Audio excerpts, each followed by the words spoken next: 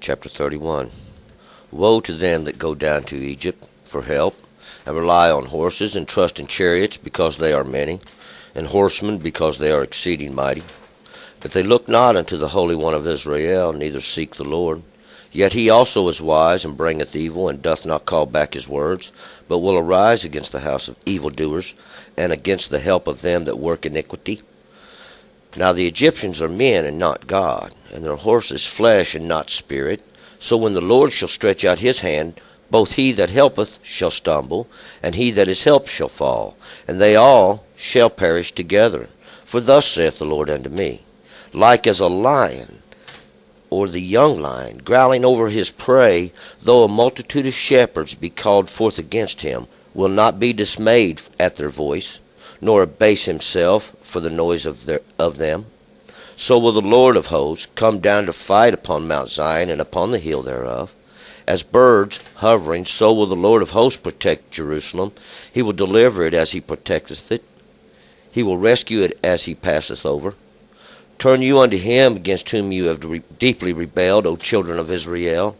For in that day they shall cast away every man his idols of silver and his idols of gold, which your hands have made unto you for sin. Then shall Asher fall with the sword, not of man, and the sword not of men shall devour him. And he shall flee from the sword, and his young men shall become tributary. And his rock shall pass away by reason of terror, and his princes shall be dismayed at the ensign, saith the Lord, whose fire is in Zion, and his furnace in Jerusalem. All right, let's go back up to the first verse.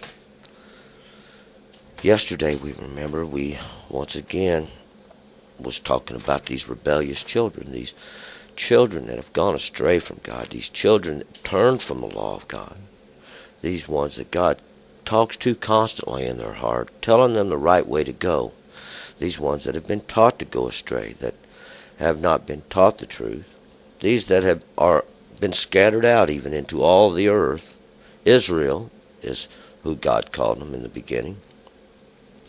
And we're going to find they've been caused now to serve other gods. They are scattered out in all the earth, just like God said he was going to do. And they have been caused to serve there.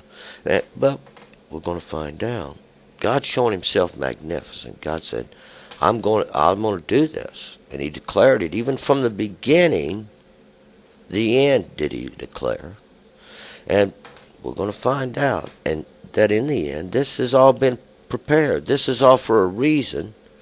It, just like the last verse in the last chapter said, it's prepared. It's already been decided. God's done this. This is what's going to happen. Verse 1.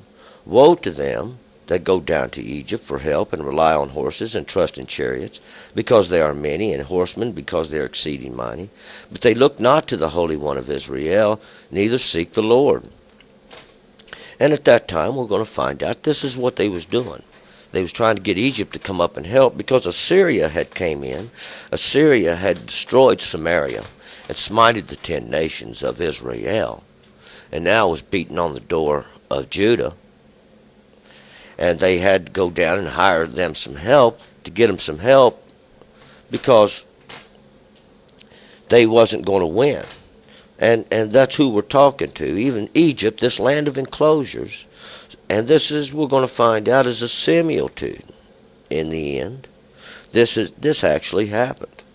And it was an example of even that which was going to happen too. Because it's all on a wheel that just goes round and round, even forever too.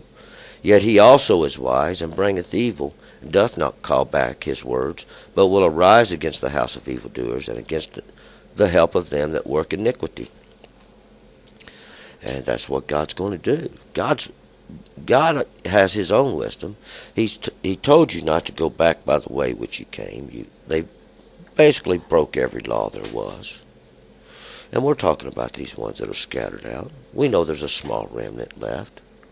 Even this small, very, very small remnant left, who we can see. That way, the name of Israel is not totally wiped out, because it's of God. See, God does these things. Men do other things. Men do work of their hands. We can easily see those. But the works of God, they take time to develop. They have to be noticed across a long vast of time from a great distance. 3. Now the Egyptians are men and not God, and their horses flesh and not spirit. So when the Lord shall stretch out his hand, both he that helps shall stumble, and he that is helped shall fall, and they all shall perish together. Why, it's like blind men running around in the dark, everybody tripping and falling. And when they're tripping and falling over these stones that are on the ground, even this is like Lakeish's got these ankle breakers, and everybody's running around stumbling and falling. These Egyptians are those that are in the land of enclosures, even those that are enclosed by the words of men. These are men. They ain't God. See, they have no understanding. They do what God tells them. And their horses are flesh. Their horses, and this horse is that representation of strength even. Their strengths are flesh. Their strengths are in the flesh. They have no power within to do anything in the world, see. All this is controlled by God. They're not spirit. That God gives life and death both to the spirit, see. God controls these things. Men are just flesh, and God is the one who controls the spirit to awaken or to leave forever in its perpetual sleep. And we're going to see, when God stretches out his hand, both perish, see. The one who is leading astray and the one who's led astray. 4. For thus saith the Lord unto me, like as a lion, or the young lion, growling over his prey, though a multitude of shepherds be called forth against him, will not be dismayed at their voice, nor abase himself for the noise of them. So will the Lord of hosts come down to fight upon Mount Zion and upon the hill thereof. Just like a lion, even this young lion, who is not as greatly experienced as the old lion and will just tear and destroy at will, growling over its prey, over its want, over its prey, that which it's torn and getting ready to devour. Even if a multitude of shepherds be called against him, you're not going to scare him off of it. If you get too close, he'll tear you. 5. As the birds hovering, so will the Lord of hosts protect Jerusalem. He will deliver it as he protects it. He will rescue it as he passes over. And like a shadow even, and these birds hovering over, he protecteth Jerusalem. Like from above even, like the birds hovering above that are watching the prey there on the ground, that is torn. He protects it, and he will rescue it as he passes over, just like a shadow that passes over, and this shadow would strike fear now into these other predators that would be the smaller, lesser predators that would be trying to take the prey. This is all a similitude, just like the shadow of death that passed over Egypt when God rescued Israel out of Egypt by the shadow of death. So is it. So is it. It's like a darkness, even this shadow. 6. Turn you unto him against you whom you have deeply rebelled, O children of Israel.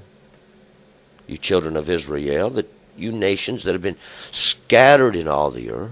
You're out there. You know who you are. God speaks to you constantly. Turn you unto him. Turn and return unto God in his law. Turn. This is the answer. For in the day, 7, for in that day, they shall cast away every man his idols of silver, and his idols of gold, which your hands have made unto you for sin. And when you turn unto the law of God, you will see these idols, you will see these sins, you will see this. You will have understanding. God will enrich your life with understanding.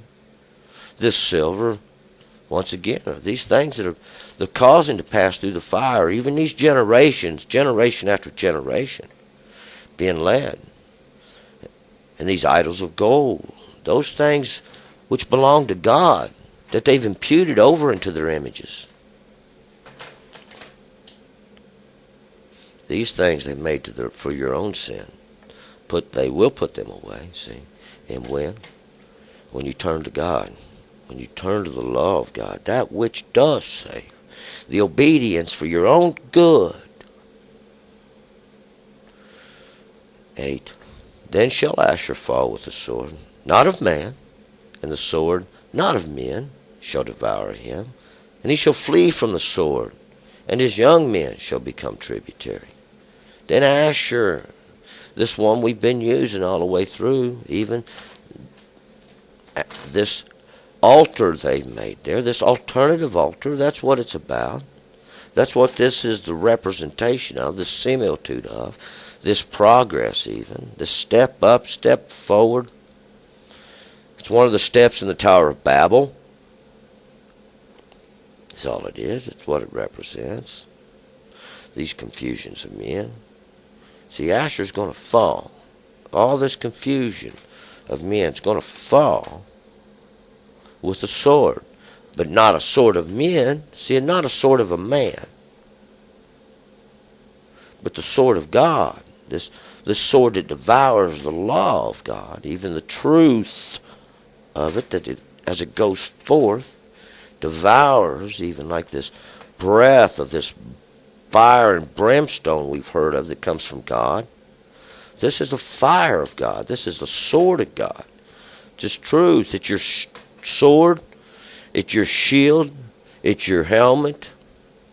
It's your full armor. It's everything. See, when we use it, and God becomes salvation. He has saved you through the law. He has saved you through the grace. The grace is the law. 9.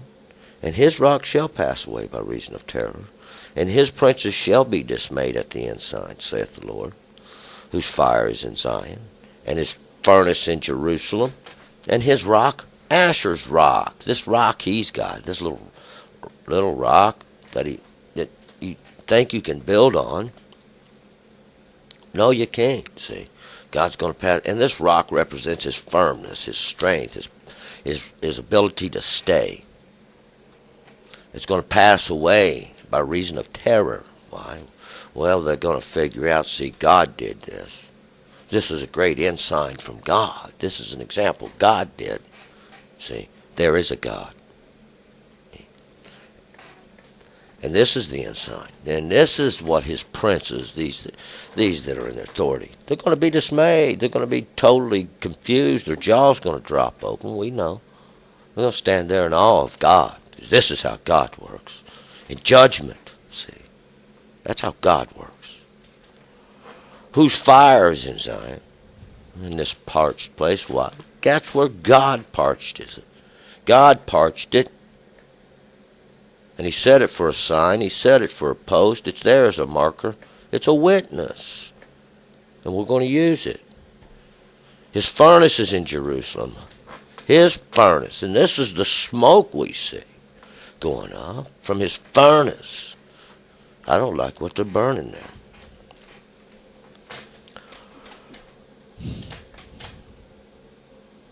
The fire and the glow of it we see. This is what they're burning there. The souls of men. Souls of men is what's being burnt. We're going to move on. It's all coming to an end, though. It's all coming to its end. See, God's going to expose it. And that great city's going to fall. This all represents Babylon. We're going to find out. All this is goes around in a circle. And as it goes around, the same example. Every time it's used, God is in control, see. God controls all these things. We're going to go to chapter 32.